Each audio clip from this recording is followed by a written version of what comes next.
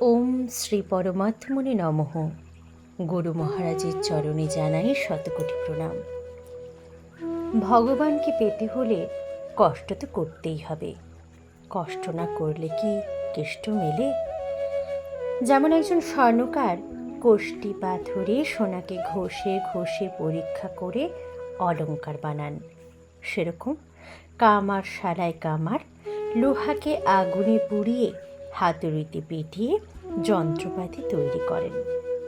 কৃষক রৌদ্রে পুড়ে জলে ভিজে মাঠে চাষবাস করে সোনার ফসল ফলায়। এমন কোনো কাজ নেই যা কষ্ট না করে সম্ভব হয়। এই কষ্ট করতে করতে অভ্যাসে এসে যায়। তেমনি জপ, ধ্যান, ক্রিয়া প্রথমে কষ্ট হলেও পরে তা অভ্যাস হয়ে যায়, যা অমৃতের সমান। শুরু করছি পরমহংস জ্ঞানানন্দ মহারাজ রচিত গিরিনির্ঝর কাব্যগ্রন্থের অন্তর্গত প্রথম খণ্ডের হ্রস্বই বিভাগের ১৩তম কবিতা ইষ্টদেবের প্রীতি উৎপাদক।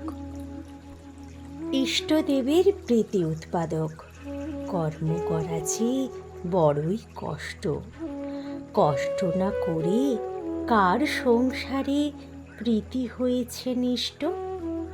কষ্টি পাথরে ঘষে ঘষে পরীক্ষা করে যে স্বর্ণকার, তবে সে আপন মন যাহা চায় বানায় অলংকার। কামার শালেতে লোহার টুকরো আগুনের তাপে গলে, হাতুড়িতে তাকে পিটিয়ে পিটিয়ে ধারালো হলে সে চলে। কুমোর শালায় মাটির সোদাটি বাসন গড়ার পরে মুগুরের ঘায়ে মারিয়া মারিয়া ভাটিতে পোড়ায় তারে।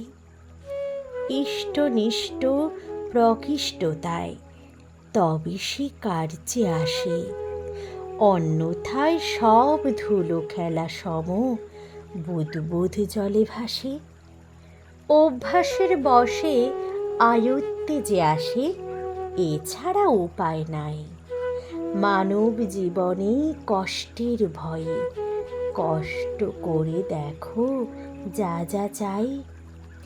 জীবন মরণ পণ করে ধরো আপন সহজ পন্থা, আপন হৃদয়ে বিকাশ প্রাপ্ত অনন্ত সাই অনন্তা। হরি ওম তৎসৎ।